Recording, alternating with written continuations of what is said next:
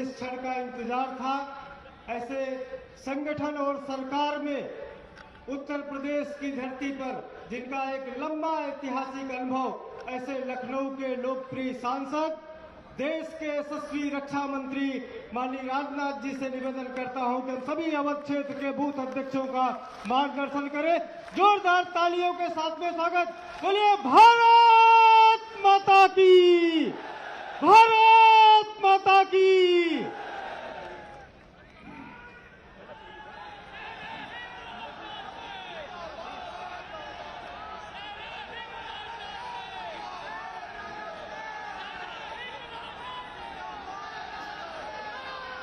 बोलिए भारत माता की, भारत माता की। बहुत बहुत धन्यवाद। उत्तर प्रदेश भारतीय जनता पार्टी के अध्यक्ष, जिनको आपने अभी थोड़ी ही देर पहले सुना है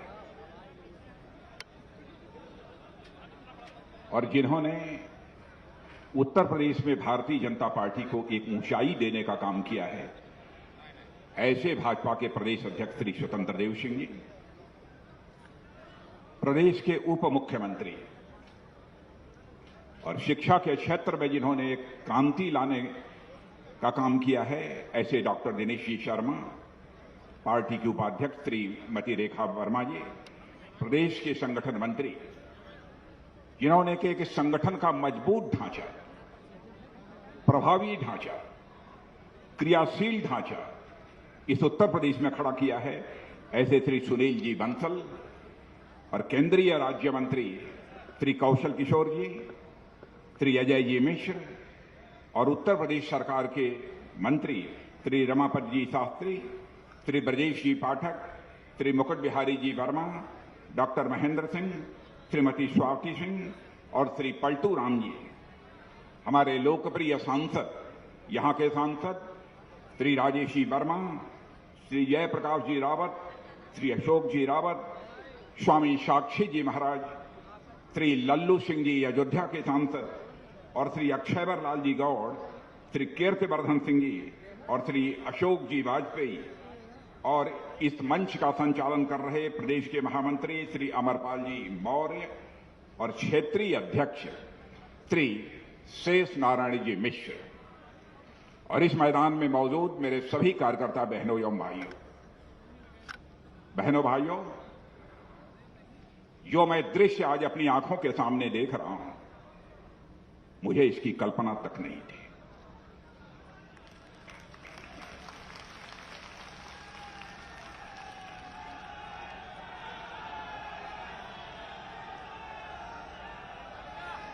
और मेरे कार्यकर्ता बहनों भाइयों, मैं दावे के साथ कह सकता हूं आज यह दृश्य देखने के बाद कि उत्तर प्रदेश में भारतीय जनता पार्टी को 2/3 से अधिक बहुमत से विजय हासिल करने से अब दुनिया की कोई ताकत रोक नहीं सकती है।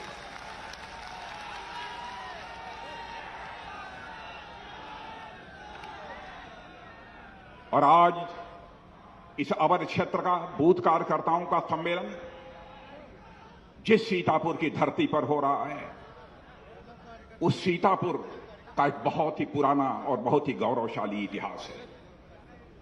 आप जानते हैं नैमिषारण्य इसी सीतापुर की धरती पर है और कहा जाता है भले ही सारे तीर्थों की यात्रा पूरी कर लीजिए, लेकिन जब तक नैमिषारण्य की आप यात्रा नहीं करेंगे तब तक आध्यात्मिक यात्रा आपके जीवन की कभी पूरी नहीं हो सकती है। आज ऐसी धरती सीतापुर पर खड़े होकर मुझे अपनी बात रखने का अवसर प्राप्त हुआ है। यह संतों की धरती है, यह सूफियों की धरती है, जहां पर आध्यात्मिक धरती यह सीतापुर है। यहीं पर भारत की सीमाओं की सुरक्षा के लिए अपना सर्वस्व न्यौछावर कर देने वाले कैप्टन मनोज पांडे की भी यह धरती है। मेरे बहनों भाइयों, कैप्टन मनोज पांडे इसी सीतापुर की रहने वाले किसी मां की कोख से पैदा हुए थे, सीतापुर की धरती पर पैदा हुए थे। उनका लालन पालन यदि हुआ था तो उत्तर प्रदेश की राजधानी लखनऊ में बगल में हुआ था, लेकिन जन्मस्थली उनकी यही है। कारगिल के युद्ध के दौरान इसी सीतापुर की मां की कोख से पैदा हुए कैप्टन मनोज पांडे ने जिस अदम्य साहस का परिचय दिया था, बहनों भाइयों, उसकी जितनी भी सराहना की जाए वह कम है। उन्होंने भारत की सीमाओं की रक्षा करते हुए भारत की एकता, भारत की अखंडता, भारत की संप्रभुता की रक्षा करते हुए वह वीर गति को प्राप्त हुए थे और उनको सम्मानित करते हुए भारत के महामहिम राष्ट्रपति महोदय ने परमवीर चक्र से उन्हें सम्मानित करने का काम किया था। ऐसे बहादुरों की धरती है। बहनों भाइयों, चाहे भारत को आजादी दिलाने में जिन्होंने अपने प्राणों को न्यौछावर किया हो, अथवा हमारे भारत की सीमाओं की रक्षा करने में जिन्होंने अपना योगदान दिया हो, उन सभी को याद किया जाना चाहिए, उनका सम्मान किया जाना चाहिए। यह भारत की एक गौरवशाली परंपरा रही है, बहुत ही प्राचीन यह परंपरा हमारी रही है। शायद समाचार पत्रों के माध्यम से आपको इस बात की भी जानकारी मिली होगी, आज के कुछ ही दिन पहले क्या 7 दिन पहले 18 तारीख को भारत और चीन की सीमा रिजांगला, यहां पर इस बार भी भारत और चीन के बीच जो स्टैंड ऑफ हुआ था, आमना सामना हुआ था, उस भारत चीन की सीमा रेजंगला में वहां पर गया हुआ है। बहनों भाइयों, मुझे यह बतलाया गया कि आज तक कोई रक्षा मंत्री रेजंगला नहीं जा पाया है, क्योंकि वहां पर -20 डिग्री का टेम्परेचर होता है।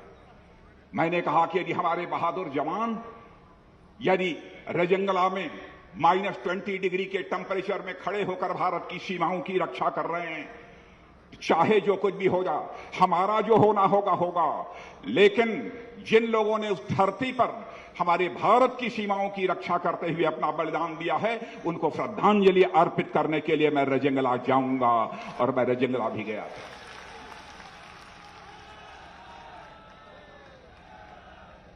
उसके 4 महीने पहले जब मैं लद्दाख गया हुआ था, तो लोगों ने 1962 में भारत और चीन के बीच जो युद्ध हुआ था उसका इतिहास मुझे बतलाया। उन्होंने कहा कि साहब, कमाल किया था भारत के सैनिकों ने। 124 की संख्या थी भारत के सैनिकों की, और उधर से चीन के हजारों की संख्या में लोग थे, लेकिन अपने देश की सीमा की रक्षा करते हुए 124 में से 114 हमारे भारत के सेना के जवानों ने अपना बलिदान दिया था और भारत की सीमाओं की रक्षा की थी। हजारों की संख्या में उधर से लोग मारे गए थे। मैंने पूछा उनके सम्मान में वहां कुछ बना हुआ है कि नहीं। उन्होंने कहा कि साहब, एक स्मारक छोटा बना हुआ है। मैंने कहा मैं उस स्मारक के बारे में जानना चाहूंगा, वह कैसा स्मारक है। उन्होंने कहा साहब, एक पोल खड़ा हुआ है। बहनों भाइयों, उसी समय मैंने आदेश दिया था, चाहे जितना भी पैसा खर्च हो, उसी रेजांगला की धरती पर उन हमारे शहीद नौजवानों के सम्मान में एक भव्य वार मेमोरियल बनाया जाना चाहिए, और उस वार मेमोरियल का निर्माण हो चुका है। उसी का उद्घाटन करने के लिए मैं रेजांगला गया था। और मैं तो यह मानता हूं, भारत की एकता, अखंडता और संप्रभुता की रक्षा के लिए जैसे सेना में सैनिकों की अहमियत होती है, वैसे ही इस देश में सुशासन देने के लिए और इस देश की जनता की सेवा करने के लिए यदि भारतीय जनता पार्टी सत्ता में आना चाहती है, तो आप जैसे भारतीय जनता पार्टी के सेनानियों की जरूरत होती है। बहनों भाई, और आज आप लोगों का जो मैं उमंग और उत्साह अपनी आंखों के सामने देख रहा हूं, आपके चेहरे की जो मैं चमक देख रहा हूं, मेरे बूथ के कार्यकर्ता बहनों भाइयों, मैं कह सकता हूं कि जितना भी आपका अभिनंदन किया जाए वह कम है। यह केवल मैं वाणी से नहीं बोल रहा हूं, दिल की गहराइयों से हमारे जो भाव निकल रहे हैं उसकी अभिव्यक्ति कर रहा हूं। और आप सभी जो बूथ के कार्यकर्ता यहां पर मौजूद हैं, सारे बूथ के कार्यकर्ताओं के सामने भारत का रक्षा मंत्री और आपके भारतीय जनता पार्टी का एक वरिष्ठ कार्यकर्ता शीश झुकाकर आप सभी का हार्दिक अभिनंदन करता है, आप सभी का स्वागत करता है।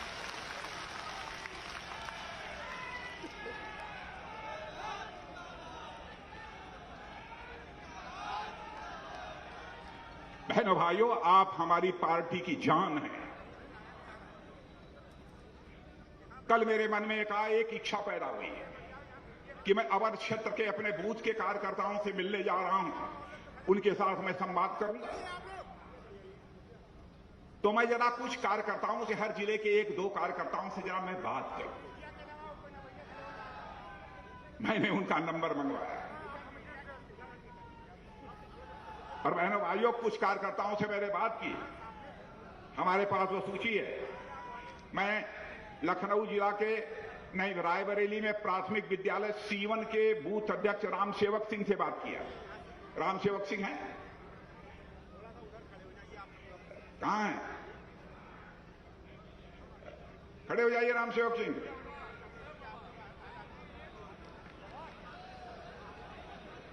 अच्छा, वैसे ही उन्नाव के आदर्श नगर आंशिक के अमन वर्मा से बात किया और सीतापुर के नेपालपुर के विवेक विश्वकर्मा से भी बात किया था मैंने। विवेक विश्वकर्मा से भी बात किया।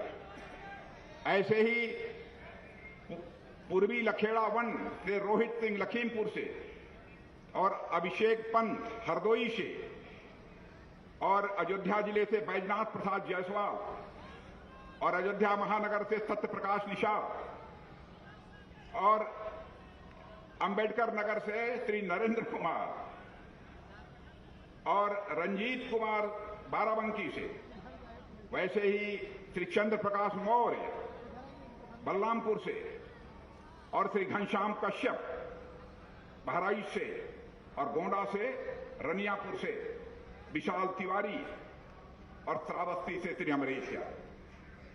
बहनों भाइयों, इतने कार्यकर्ताओं से मैंने बात किया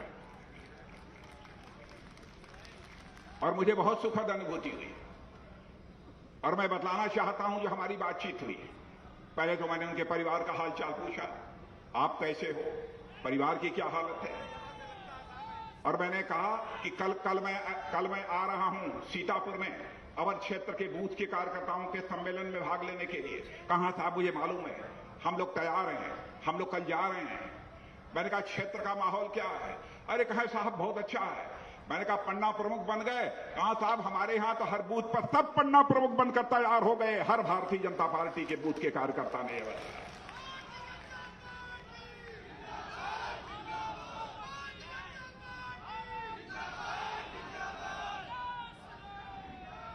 बहनों भाइयों, मैं उन 10 जिन कार्यकर्ताओं से बात किया था उमंग और उत्साह देखने के बाद, जब मैं हेलीकॉप्टर से आ रहा था तो सुनील जी बंसल को मैं कह रहा था, सुनील जी जो उत्साह मैंने कार्यकर्ताओं के अंदर देखा है, बूथ के कार्यकर्ताओं के अंदर, मैंने तो जायजा लिया। यदि किसी बर्तन में चावल पक रहा हो तो पूरा चावल मलकर देखने की जरूरत नहीं होती है, 2-4-10 चावल ही उठाकर आप अंदाज लगा सकते हैं चावल पक गया कि नहीं पक गया। मैंने भी अंदाज लगा लिया, मैंने अंदाज लगा लिया कि अब उत्तर प्रदेश में भी चावल पक चुका है। अब 2/3 बहुमत से भारतीय जनता पार्टी को विजय प्राप्त करने से कोई रोक नहीं सकता। बहनों भाइयों, मैं जब राष्ट्रीय अध्यक्ष था उस समय भी मैं बूथ के कार्यकर्ताओं से जब बात करता था मुझे बहुत सुखद अनुभूति होती थी। कई ऐसे प्रसंग हैं आज भी उन राज्यों में लोग उसे याद करते हैं और बूथ की कितनी अहमियत है कि हमारे यहां तो यह मान्यता है कि बूथ जीता तो समझो चुनाव जीता, जो बूथ जीत गया तो समझिए चुनाव जीत गया। और मैं तो राष्ट्रीय अध्यक्ष रहते हुए बूथ कमेटी की बैठकों में जाता था और मैं यहां के जो जिलाध्यक्ष हैं और मैं कहना चाहता हूं क्षेत्रीय अध्यक्ष, महामंत्री, पदाधिकारी, सभी स्थानों पर जाना संभव नहीं है, लेकिन कभी कभी हम लोगों को जो बूथ के कार्यकर्ताओं की यदि कोई बैठक होती है तो उन बैठकों में भी भाग लेने के लिए हम सब उनके बीच जाना चाहिए। और बहनों भाइयों, आपने कमाल किया है, आप ही के दमखम पर यह करिश्मा हुआ है कि सारी दुनिया इस सच्चाई को स्वीकार करने लगी है कि आज भारत की ही नहीं बल्कि सारी दुनिया की सबसे बड़ी राजनीतिक पार्टी यदि कोई है तो हमारी और आपकी पार्टी है, भारतीय जनता पार्टी, और दुनिया की आज सबसे बड़ी यह राजनीतिक पार्टी बन चुकी है। यह धारणा बन गई। भारतीय जनता पार्टी एक ऐसी राजनीतिक पार्टी है मेरे बहनों भाइयों, जिसकी एक विचारधारा है, जिसका एक वसूल है, जिसके एक कार्यक्रम है। मैं विचारधारा की यहां पर चर्चा नहीं करना चाहता, बस एक ही बात निचोड़ मैं बतला देना चाहता हूं। विचारधारा तो बहुत लंबी चौड़ी है। पंडित दीनदयाल उपाध्याय का एक आत्म मानव दर्शन, उसकी भी चर्चा नहीं करना चाहता,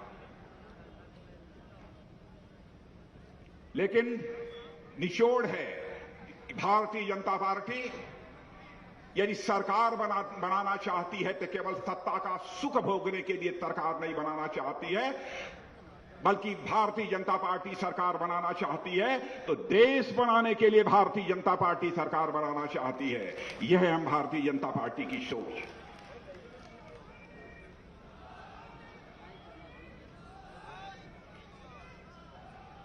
और भारतीय जनता पार्टी, बहनों भाइयों, यहां हमारे प्रेस के मित्र भी बैठे हैं, मैं इनसे भी विनम्रतापूर्वक निवेदन करना चाहूंगा।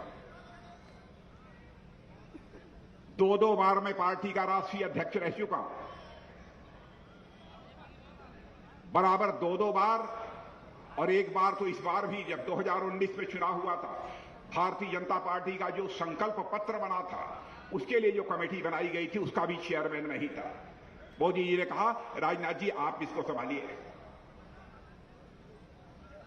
लेकिन बार बार मोदी जी मुझसे एक ही बात कहते थे, राजनाथ जी यह सावधानी बरतिएगा कि हमारा संकल्प पत्र यानी घोषणा पत्र जो तैयार हो रहा है उसमें कहीं कोई ऐसी चीज न आ जाए जिसको हम पूरा न कर पाए।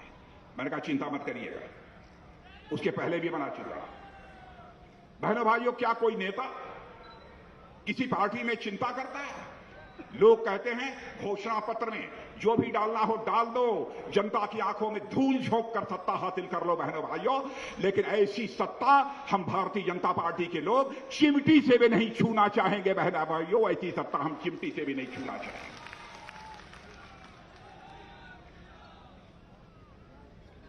हम जनता की आंखों में धूल झोंक कर राजनीति नहीं करना चाहते, हम जनता की आंखों में आंख डालकर हम राजनीति करना चाहते हैं।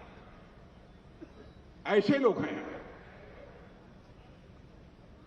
और उठाकर कोई घोषणा पत्र देख ले हमारे केंद्र का, मैं यह दावा नहीं करता कि हमारा कोई नीचे का कार्यकर्ता कहीं कोई बात बोल गया, पूरा नहीं कर पाया, गलत आश्वासन दिया, यह हो सकता है, लेकिन पार्टी का जहां तक सवाल है मैं कह सकता हूं, पार्टी जो कहेगी वह करेगी।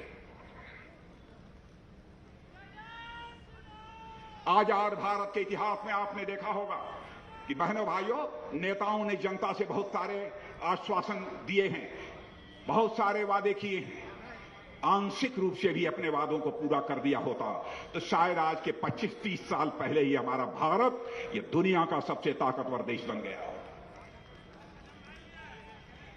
लेकिन नेताओं की कथनी और करनी में अंतर होने के कारण ही भारत की राजनीति और भारत के नेताओं के प्रति एक विश्वास का संकट इस देश में पैदा हुआ है। और इस विश्वास के संकट को मेरे बहनों भाइयों हम लोगों ने चुनौती के रूप में स्वीकार किया है। हम आपको यकीन दिलाते हैं, जनता तक यह बात पहुंचाइए कि हम जो कहेंगे वो हम करके दिखाएंगे।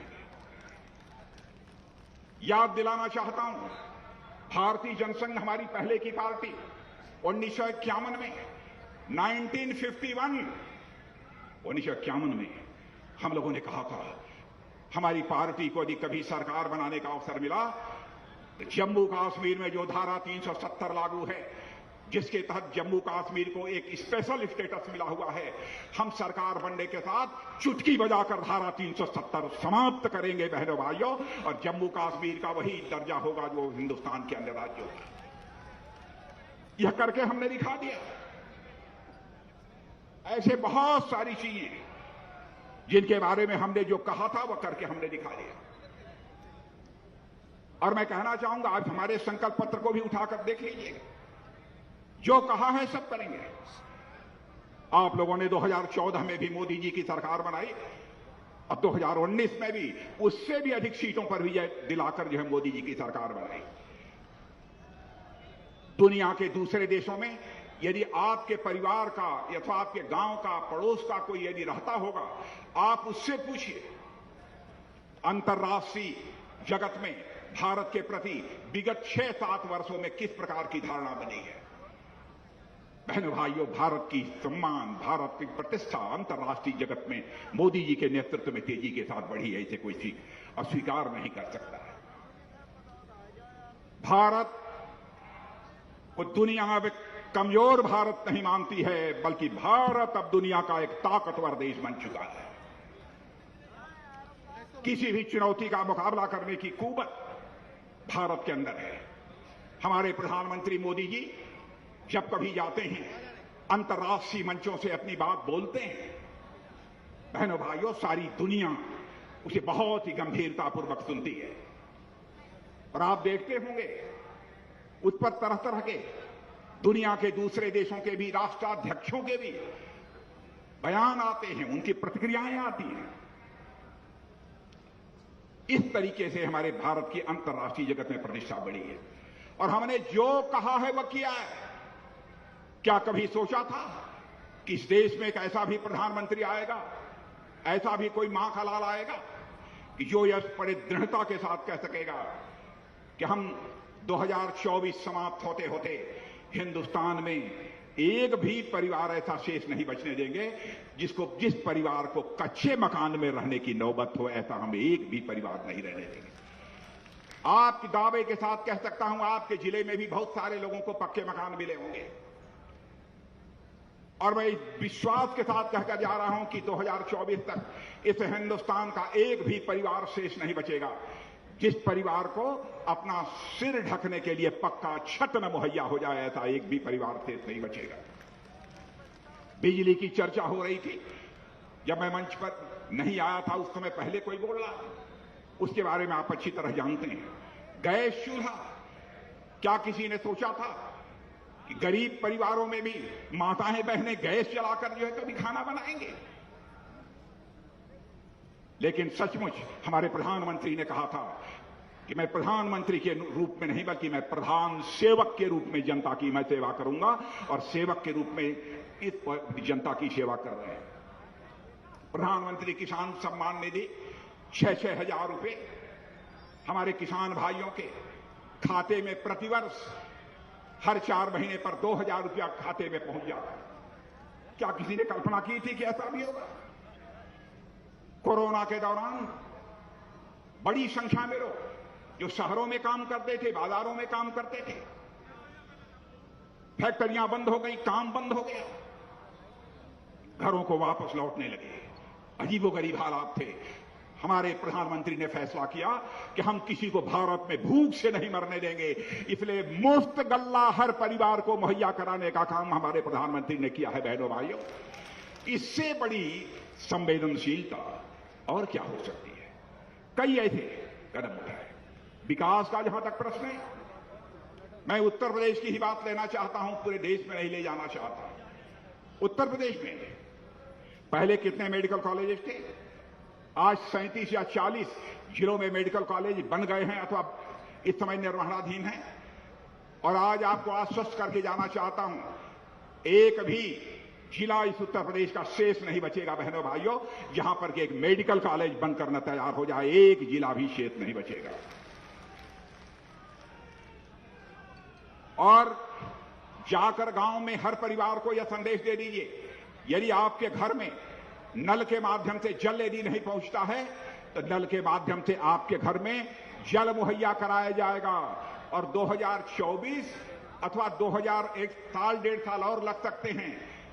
यह समाप्त होते होते हिंदुस्तान का एक भी घर शेष नहीं बचेगा जिस घर में नल के माध्यम से जल न पहुंच जाए, ऐसा एक भी घर शेष नहीं बचेगा। ऐसे कई कदम उठाने का हम लोगों ने फैसला किया है। जो कहा है वह करके हम दिखाएंगे।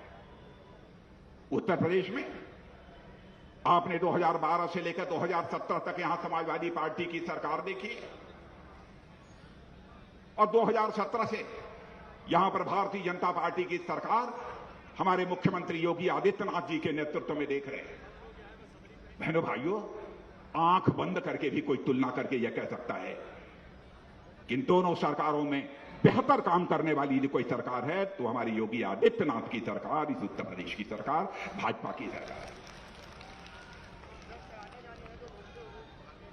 और मैं तो कह सकता हूं सपा के सरकार के समय भी फला मंत्री पर आरोप लग गए, किसी पर भ्रष्टाचार के, किसी पर बलात्कार के, किसी से खुलेआम पैसा लेने के।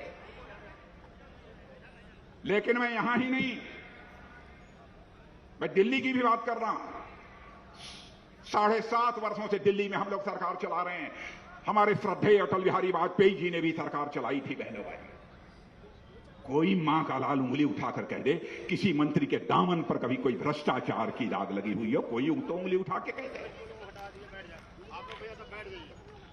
उत्तर प्रदेश में भी कोई यह नहीं कह सकता कि किसी के दामन के ऊपर कोई भ्रष्टाचार की दाग लगी हुई हो।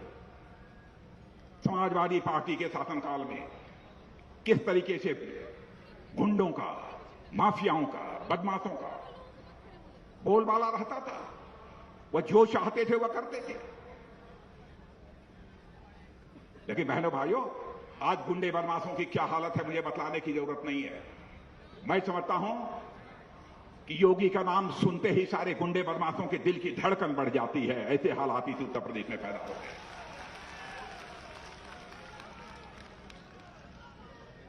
और मैं तो योगी आदित्यनाथ जी को सचमुच बधाई देना चाहता हूं, जिस प्रकार का सराहनीय काम उन्होंने किया है कानून और व्यवस्था के मोर्चे पर।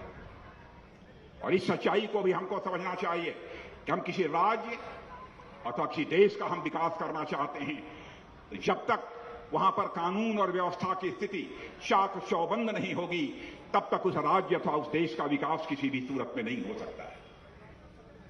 यही कारण है कि हिंदुस्तान के दूसरे देशों से निवेश लोग उत्तर प्रदेश में आकर कर रहे हैं, कानून व्यवस्था बेहतर होने के कारण। पहले क्यों नहीं होता था?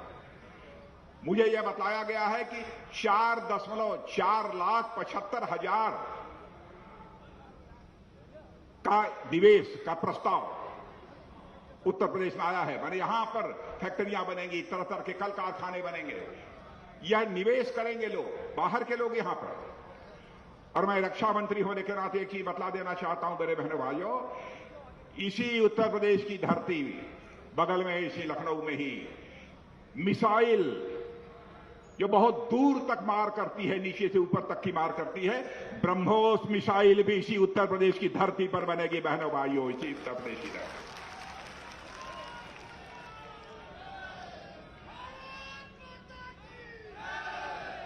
और ये हमारा सेना का जवान, अरे हमारा सेना का जवान जहां नजदीक से अपने दुश्मनों की, माने भारत के दुश्मनों की जो सीमा पर भारत की तरफ आंख उठाकर देखने की कोशिश करते हैं, उनके सीने को छलनी कर देने के लिए उसके हाथ में राइफल चाहिए। तो रूस के सहयोग से एसाल्ट राइफल भी इसी उत्तर प्रदेश की धरती पर बनेगा बहनों भाइयों, इसी उत्तर प्रदेश की धरती पर बनेगा। मैं योगी आदित्यनाथ जी की सरकार की मैं सराहना करना चाहता हूं। कमाल किया, कानून और व्यवस्था की स्थिति बेहतर होने का परिणाम यह रहा है कि जो हमारे उत्तर प्रदेश की अर्थव्यवस्था का आकार, यानी साइज हमारे अर्थव्यवस्था की, जो लगभग 11 लाख करोड़ हुआ करती थी, 5 वर्षों के अंदर इसको बढ़ाकर लगभग 22 लाख करोड़ रुपया करने का काम योगी आदित्यनाथ जी ने किया है बहनों भाइयों। यह कोई छोटी बात नहीं है। इसके लिए मैं मुख्यमंत्री को अपनी तरफ से बधाई देना चाहता हूं। अर्थव्यवस्था के मामले में जो हमारा उत्तर प्रदेश हिंदुस्तान में 6ठे स्थान पर आता रहा है। जनसंख्या की दृष्टि से तो हम लोग नंबर 1 पर हैं, भारत में ही नहीं, दुनिया के अधिकांश देश 4-5 को छोड़ दीजिए, सब छोटे हैं। लेकिन अर्थव्यवस्था के मामले में अपने ही देश में हम 6ठे स्थान पर थे। यह मेरा आंकड़ा नहीं है, और मैं कहना चाहूंगा कि मेरी बात यदि कोई गलत हो तो हमारे प्रेस के मित्र इसे अखबारों में लिख दे। हमारी गलती होगी तो मैं इसे स्वीकार कर लूंगा, क्योंकि जिंदगी में यदि हमने राजनीति की है तो जनता की आंखों में धूल झोंक कर राजनीति नहीं की है बहनों भाइयों, जनता की आंखों में आंख डालकर राजनीति की है। इसलिए मैं कह रहा हूं,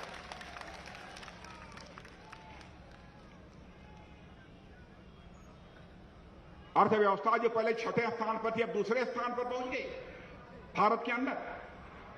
ईज ऑफ डूइंग बिजनेस, यानी बिजनेस करना कितना आसान है, कितना सरल है, इस मामले में जो रैंकिंग निर्धारित की है विदेशी एजेंसियों ने भी, उन्होंने भी कहा है कि जो उत्तर प्रदेश बिजनेस करने की दृष्टि से पूरे भारत में 6वें स्थान पर था 2017 में, अब वह उछलकर दूसरे स्थान पर पहुंच गया है।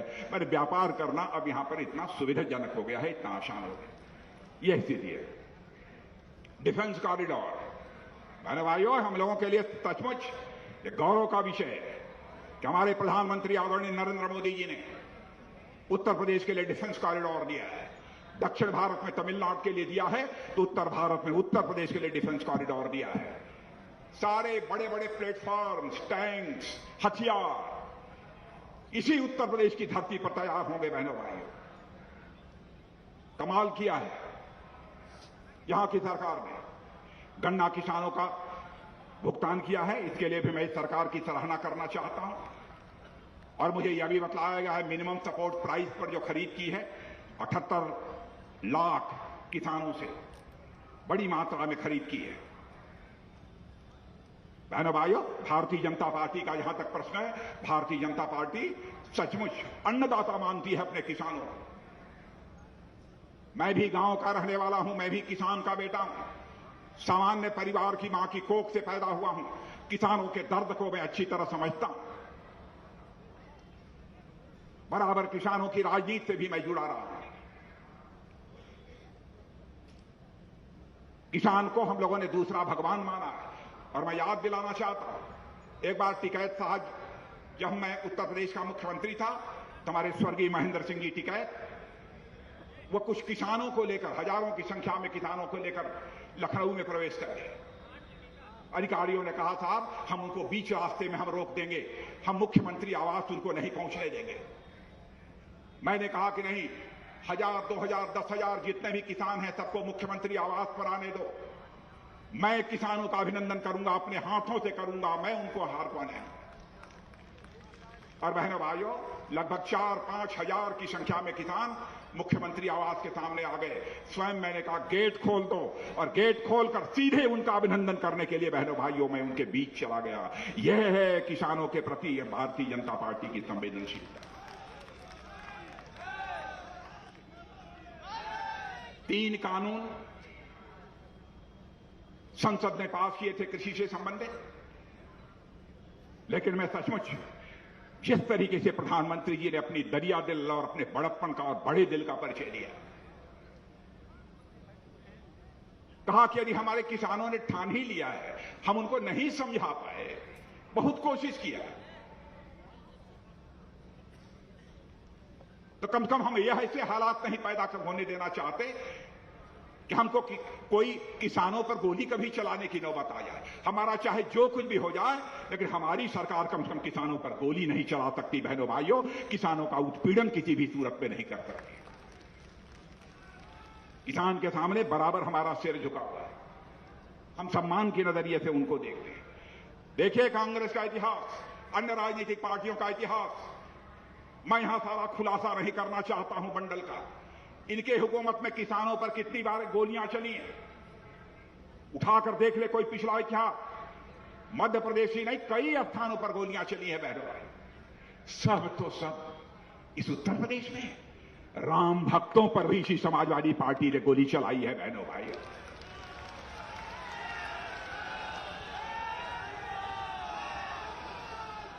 हम न किसानों पर गोली चला सकते हैं, न हम राम भक्तों पर गोली चला सकते हैं।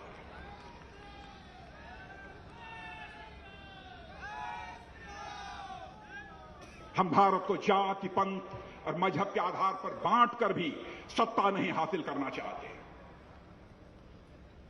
यह सत्ता हमको मंजूर नहीं है कि हम जातिवाद चलाकर, धर्मवाद चलाकर, पंथवाद और मजहबवाद चलाकर हम सत्ता हासिल कर रहे हैं। यह समाजवादी पार्टी के लोगों को मंजूर होगा।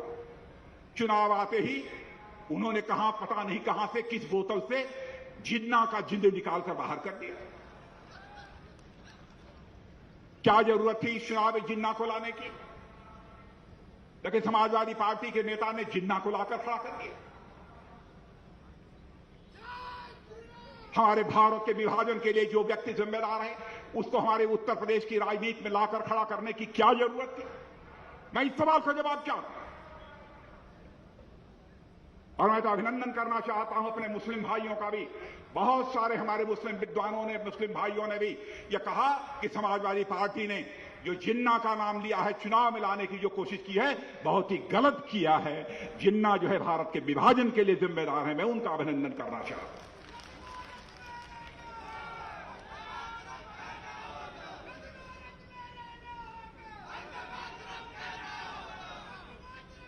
बहनों भाइयों, कृति और कथन में कोई अंतर नहीं है। हम लोगों को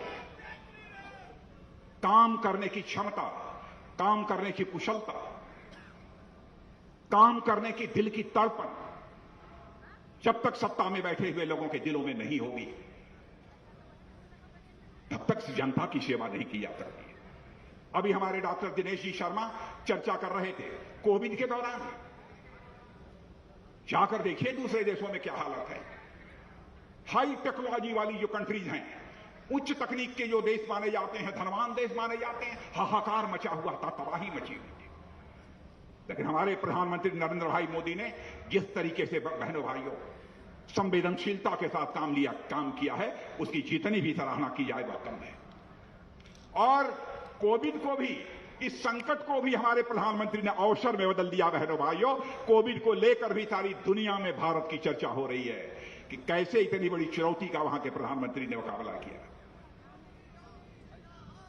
यह हाल है। हमारे योगी आदित्यनाथ जी ने क्या कमाल किया है। बहनों भाइयों, योगी आदित्यनाथ जी ने इस उत्तर प्रदेश में कोविड को बढ़ने नहीं दिया। इतनी चाक चौबंद और मुकम्मल व्यवस्था की। बड़े बड़े देश जबकि कोविड के सामने घुटने टेक दिए, दुनिया के दूसरे देश तो आज भी इस कोविड के संकट से जूझ रहे हैं। और आपको जानकर आश्चर्य होगा, ऑक्सीजन की कमी हो गई थी, हाहाकार मचा हुआ था, हॉस्पिटल की बेड पर लोग दम तोड़ रहे थे, 900 मीट्रिक टन ऑक्सीजन की जरूरत थी। हमारे प्रधानमंत्री ने कुछ ही समय में 9000 मीट्रिक टन ऑक्सीजन की व्यवस्था कर दी। बहनों भाइयों, इसे कहते हैं काम करने वाला नेता, काम करने वाला। और आज मैं आपको बताना चाहता हूं, आज तो इतने ज्यादा प्लांट लगाए जा रहे हैं ऑक्सीजन के, इतने प्लांट कि बड़ा से बड़ा यदि संकट आ जाए तो भारत का कोई भी नागरिक ऑक्सीजन के अभाव में दम नहीं तोड़ने चाहेगा। बहनों भाइयों, ऐसे हालात हम लोगों ने अब तक पैदा कर दिए हैं। इसलिए मैं आप सबसे अपील करने आया हूं बहनों भाई, भारत को यदि सशक्त भारत बनाना है तो उत्तर प्रदेश को हमको जिताना पड़ेगा, जो हिंदुस्तान का सबसे बड़ा राज्य है। शानदार विजय दिलानी पड़ेगी। भारत का जहां तक सवाल है, मैं यहां यकीन दिला सकता हूं रक्षा मंत्री होने के नाते, और हमारा एक मजबूत नेतृत्व प्रधानमंत्री के रूप में आदरणीय नरेंद्र मोदी जी के नाते, कि बहनों भाइयों, हमने सारी दुनिया को भी यह संदेश दे दिया है, भारत का चरित्र रहा है। हमने न तो दुनिया के किसी देश पर कभी आक्रमण किया है, न तो हमने दुनिया के किसी देश की एक इंच जमीन पर कभी कब्जा किया है।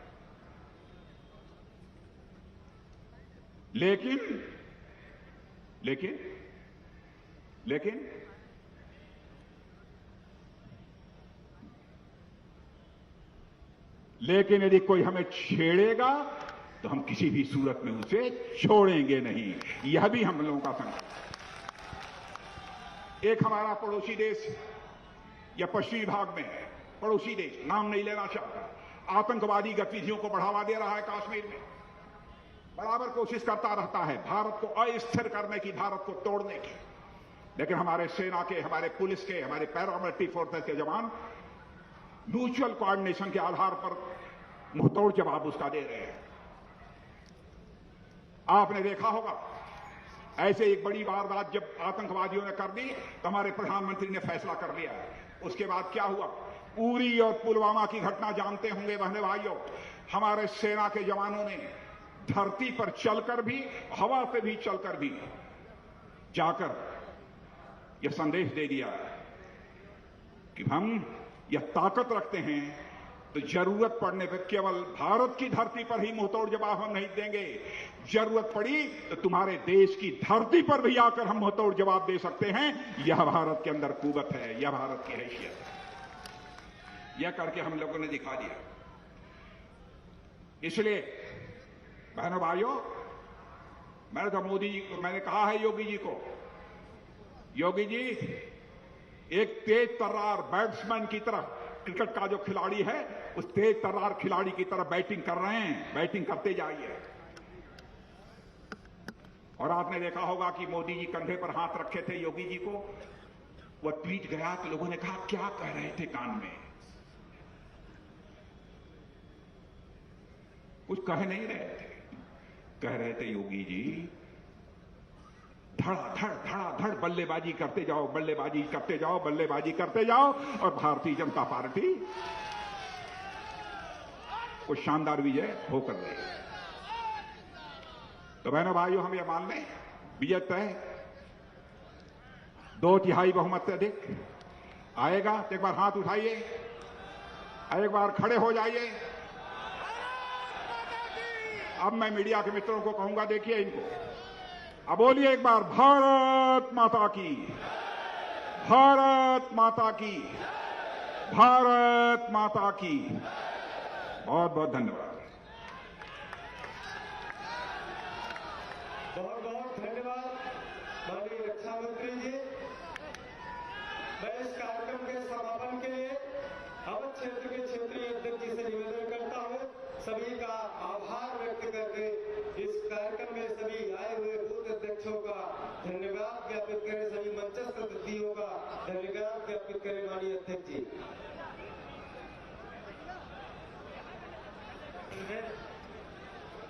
देश के यशस्वी रक्षा मंत्री, हम सबके राष्ट्रीय अध्यक्ष रहे माननीय।